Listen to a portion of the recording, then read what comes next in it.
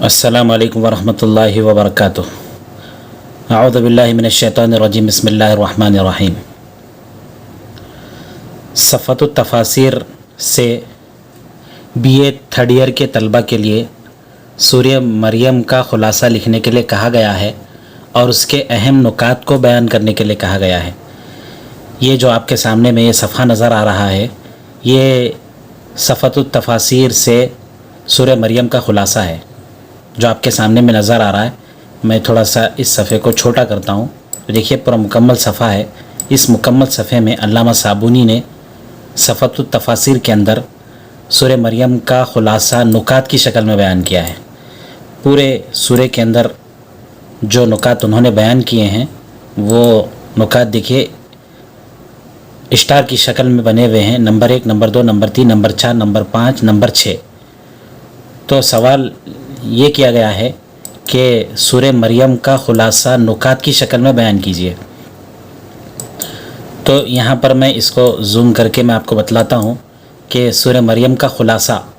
जो अल्लामा साबुनी ने सफ़तुत तफ़ासिर के अंदर बतलाया है वो ये है। सूरतु मरियम मक्कियतुन। सूरह मरियम, पहली बात तो ये है कि सूरह मरियम मक्की सूरत है। वो आयातुहा समानियु व तिसऊन, और इसमें 98 आयतें हैं, 98 आयतें इस सूरह के अंदर हैं और ये सूरत मक्की है। बैन यदै सूरत के सामने में, यानी सूरत के ख़ुलासे को मुसन्निफ़ यहाँ पर बयान कर रहे हैं। तो देखिए मुसन्निफ़ कह रहे हैं कि जो पहला स्टार है वहाँ पर पहले नुक्ते की शक्ल में बता रहे हैं कि सूरतु मरियम मक्कियतुन। ये जो सूरह मरियम है जिसका ख़ुलासा बयान करने के लिए कहा जा रहा है, ये सूरह मरियम मक्की है। व गर्ज़ुहा तक़रीरुत तौहीदी व तंज़ीहिल्लाहि जल्ल व अला अम्मा ला यलीक़ु बिही व तस्बीती अक़ीदतिल ईमानी बिल बअसी वल जज़ाई। इस सूरत की गर्ज़ व गायत, इस सूरत के मकसद को, इस सूरत के ख़ुलासे को बयान किया गया है कि इस सूरत का मकसद तौहीद को साबित करना है, अल्लाह की यकतानियत को, यगानियत को, अल्लाह के एक होने को, और अल्लाह ताला को पाक करार देना है उन चीज़ों से जो अल्लाह के मुनासिब नहीं है। एक तो अल्लाह की तौहीद को और एक होने को, उसके मुकाबले में किसी के दूसरे के हमसर न होने को बयान करना है, और दूसरे अल्लाह के लिए जो मुनासिब चीज़ें नहीं हैं उससे अल्लाह को पाक करार देना इस सूरत का मकसूद है। और तीसरा मकसद दोबारा उठाए जाने, फिर दोबारा उठाए जाने के बाद वहाँ पर जो जज़ा और सज़ा होगी उसके सिलसिले में जो हमारा ईमान और अक़ीदा है, उस ईमान और अक़ीदे को मज़बूत करना इस सूरत का मकसूद है। एक तो तौहीद का इस्बात है और दूसरे अल्लाह अज़्ज़ा व जल के तमाम उन चीज़ों से अल्लाह अज़्ज़ा व जल को पाक करार देना है जो अल्लाह की ज़ात के मुनासिब नहीं है। और इंसान के इस दुनिया में मरने के बाद फिर दोबारा उठाए जाने, वहाँ पर जो जज़ा और सज़ा होगी उस अक़ीदे पर ईमान को मज़बूत करना इस सूरत का मकसूद है। फिर आगे कह रहे हैं व महवरु हादिहि सूरा यदूर हौल तौहीद वल ईमान बिवुजूदिल्लाह व वहदानियतिह व बयानी मनहजिल मुहतदीन व मनहजिल ज़ालिन। और ये भी कह रहे हैं कि ये जो सूरा है, ये सूरा, इस सूरत के अंदर ये जो सूरत है सूरह मरियम, इसमें जो मुकम्मल गुफ्तगू की गई है, जो इस सूरत का ख़ुलासा है वो तौहीद है। वल ईमान बिवुजूदिल्लाही, अल्लाह के वजूद पर ईमान लाना, फिर अल्लाह के अकेले होने पर, अल्लाह के हमसर कोई ना होने पर ईमान लाना, और जो हिदायत याफ्ता लोग हैं उनके तरीक़ों को बयान करना, और जो गुमराह लोग हैं उनके तरीक़े को बयान करना इस सूरत का मकसूद है। अल्लाह की तौहीद और अल्लाह के वजूद पर ईमान लाना, फिर अल्लाह के तौहीद और अकेले होने पर ईमान लाना, और जो हिदायत याफ्ता लोगों का रास्ता रहा है और जो गुमराह लोग हुए हैं उनका जो रास्ता रहा है उसको बयान करना, ये सारी चीज़ें सूरह मरियम से मकसूद हैं। फिर आगे जो इस सूरत के अंदर मुख्तलिफ़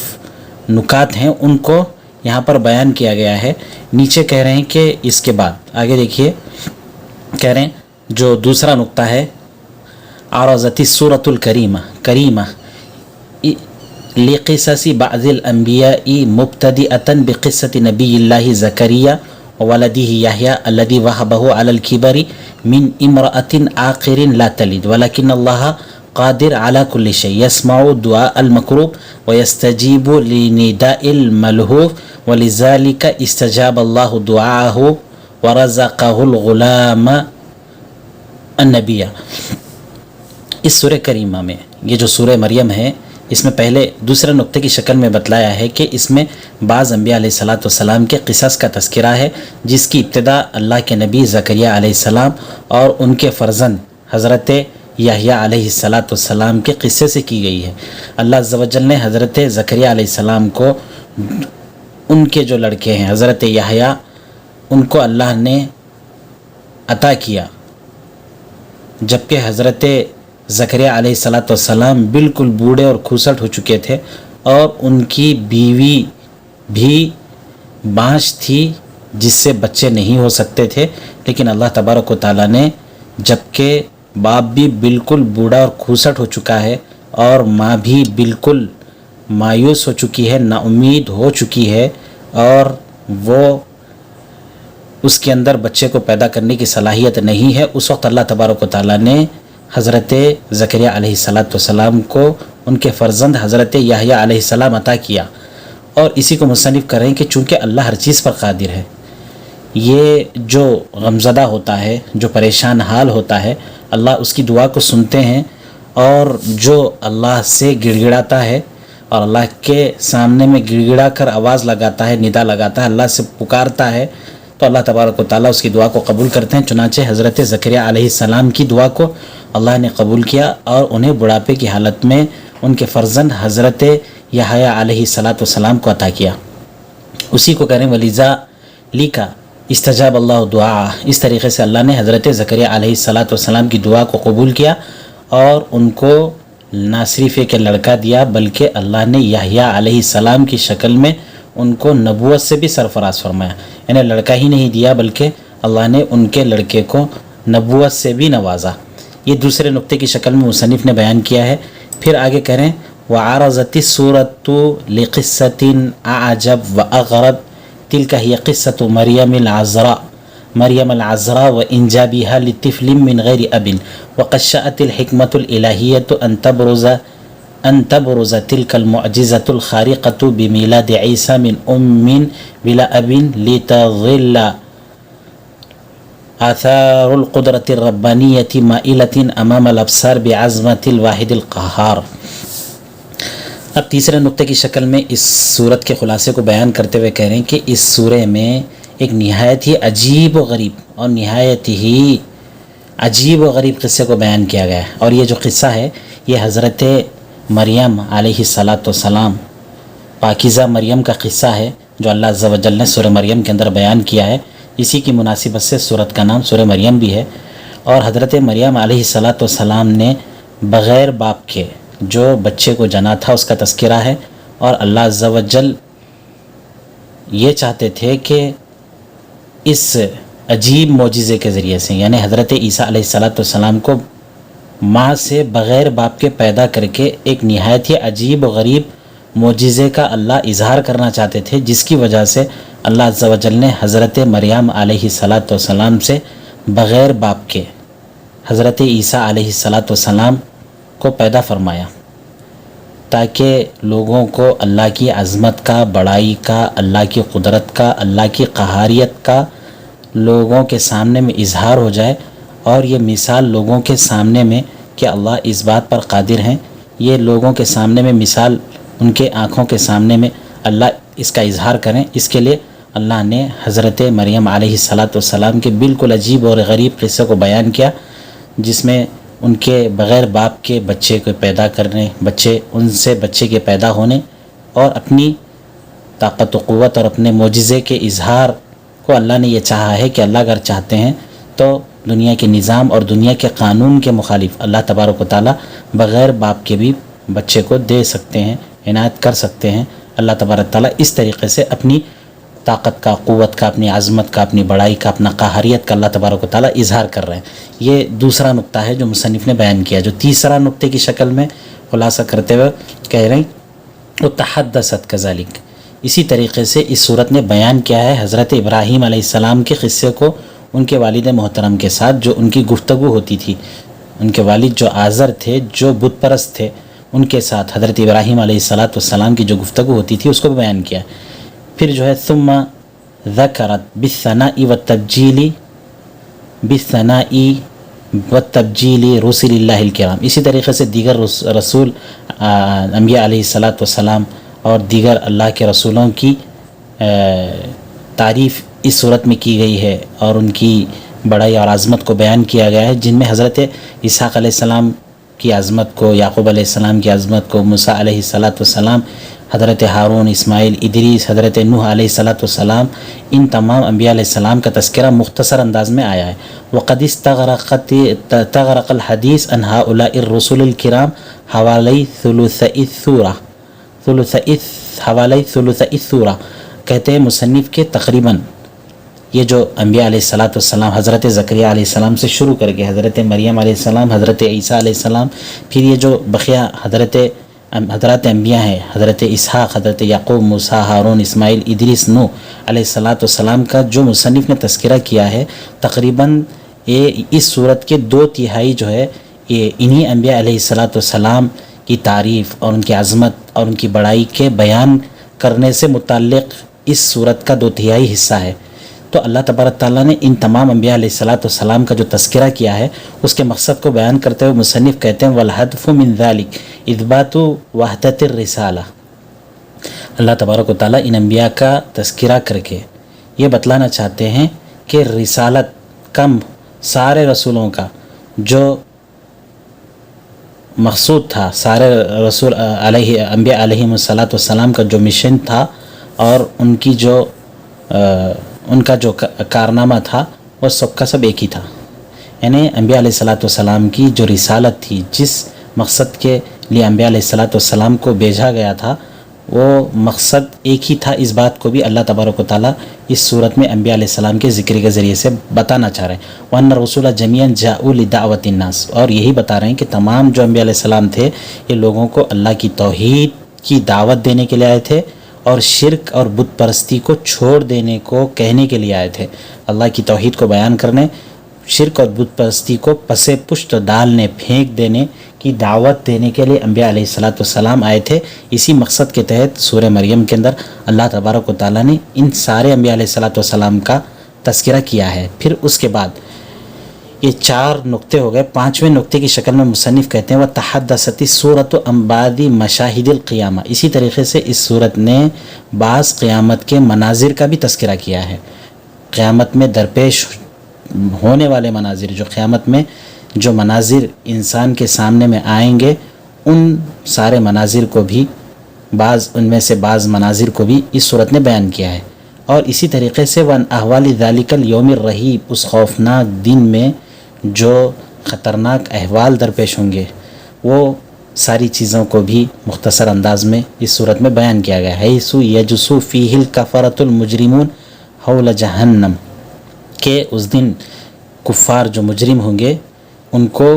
پیروں گھٹنوں کے بل ان کو لایا جائے گا تاکہ ان کو جہنم میں ڈال دیا جائے۔ اور یہ لوگ جو کفار ہیں اس دن کی ہولناکی کو بیان کرنے کے بعد، جو کفار ہوں گے جنہوں نے دنیا کے اندر اللہ کا انکار کیا، اللہ عز و جل کی نافرمانی کی، ان کو جہنم میں ڈال دیا جائے گا، اور وہ جہنم کا ایندھن بنیں گے۔ جیسے لکڑی کو آگ سلگانے کے لیے استعمال کیا جاتا ہے، ان کفار کو جہنم کے سلگانے کے لیے استعمال کیا جائے گا۔ یہ نکات کی شکل میں بیان کر کے پھر اخیر میں کہہ رہے ہیں جو 6واں نقطہ ہے وہ ختمت السورۃ الکریمہ بتنزیہ اللہ عن الولد والشریک والنظیر، سورہ کریمہ کا جو اختتام ہوا ہے وہ اختتام اس بات پر مصنف نے کیا ہے کہ اس بات پر اللہ تبارک و تعالیٰ نے اس صورت کا اختتام کیا ہے۔ اس کو مصنف بیان کرتے ہیں کہ اللہ تبارک و تعالیٰ لڑکے سے پاک ہیں، اللہ شریک سے پاک ہیں، اللہ کا کوئی شریک نہیں ہے، اللہ کا کوئی ہمسر نہیں ہے۔ اخیر میں اللہ کے اولاد سے پاک ہونے، اللہ کے اس کے ساتھ کسی کے شریک ہونے سے پاک ہونے، اور اللہ کے مثال اللہ کے جیسے ہونے سے پاک ہونے کو بیان کر کے اس صورت کو ختم کیا گیا ہے. وہ وردت علی ضلالت المشرکین، اور آخر میں اس صورت نے تردید کی ہے مشرکین کی جو گمراہیاں تھیں، ان تمام گمراہیوں کو نہایت ہی واضح انداز میں، واضح بیان میں اور نہایت ہی قوی ترین اور طاقتور ترین دلائل کی روشنی میں کفار و مشرکین کی جو گمراہیاں تھیں ان ساری چیزوں کو اس صورت نے بیان کیا ہے. یہ ساری صورت کا خلاصہ ہے. آخر میں آ کر اس صورت کے نام کا بھی تذکرہ کیا ہے کہ سورہ مریم کا نام مریم اس لیے رکھا گیا کہ اس میں حضرت مریم علیہ السلام کے معجزے کا ذکر ہے. اس میں انسان کے بغیر باپ کے پیدا ہونے کا تذکرہ ہے، پھر اس بچے کے جھولے میں ہونے کی حالت میں بات چیت کا تذکرہ ہے، اور اس کے علاوہ حضرت عیسیٰ علیہ السلام کی ولادت کے ساتھ جو عجیب و غریب چیزیں دیگر پیش آئی تھیں ان ساری چیزوں کا تذکرہ ہے. اس لیے اس صورت کا نام ان کے والدہ کے نام پر سورہ مریم رکھا گیا. تو یہ اس صورت کا خلاصہ ہے. پہلے تو ایک چیز تو یہ ہے کہ اس کے اندر اللہ تبارک تعالیٰ نے اپنی توحید کا اور اپنے وجود پر ایمان لانے اور اس کے اللہ کے اکیلے ہونے اور جو سیدھے راستے پر چلنے والے جو ہدایت یافتہ لوگ ہیں ان کے راستے کو بیان کیا، گمراہ لوگوں کے راستے کو بیان کیا. پھر دوسرے حضرت زکریا علیہ السلام اور ان کے لڑکے حضرت یحییٰ علیہ السلام کے پیدائش کا، جبکہ ان کے والدین بوڑھے تھے، تذکرہ کیا. پھر حضرت مریم علیہ السلام کے واقعے کا تذکرہ کیا. حضرت عیسیٰ علیہ السلام کے بغیر باپ کے حضرت مریم علیہ السلام سے پیدائش کا تذکرہ کیا. پھر اس کے بعد حضرت ابراہیم علیہ السلام کی اپنے والد کے ساتھ گفتگو. پھر دیگر انبیاء کا تذکرہ اس لیے کیا تاکہ تمام انبیاء علیہ السلام کی جو دعوت تھی وہ دعوت کی وحدانیت کو بیان کیا جائے کہ تمام انبیاء علیہ السلام دنیا میں اس لیے آئے تھے کہ اللہ کی توحید کو ثابت کریں، شرک و کفر کا خاتمہ کریں. پھر آخر میں اللہ تبارک تعالیٰ نے قیامت کے جو مناظر ہیں ان کا اور وہاں پر جو سختیاں قیامت میں ہوں گی اس کا مختصر انداز میں تذکرہ کیا ہے کہ اس وقت جو کافر ہوں گے، جو نافرمان ہوں گے، وہ گھٹنوں کے بل جہنم میں لا کر ان کو پھینک دیا جائے گا اور وہی جہنم کا ایندھن ہوں گے. اور آخر میں اللہ تبارک و تعالیٰ نے اپنے آپ کو لڑکے سے پاک ہونے اور اللہ کے ساتھ کسی کے شریک ہونے سے پاک ہونے کو اور اللہ کے جیسا کسی کے ہونے کو اللہ تبارک تعالیٰ نے اپنے آپ کے اس سے پاک ہونے کو بیان کرتے ہوئے اور کفار و مشرکین کے جو بھی گمراہیاں تھیں، جو شرک کفر کے جو غلط ان کے عقیدے تھے جس میں مبتلا تھے، اس کو نہایت ہی واضح انداز میں اور مکمل پختہ دلائل کے ساتھ بیان کرتے ہوئے سورت کو ختم کیا ہے. یہ سورت کا خلاصہ ہے. السلام علیکم ورحمۃ اللہ وبرکاتہ.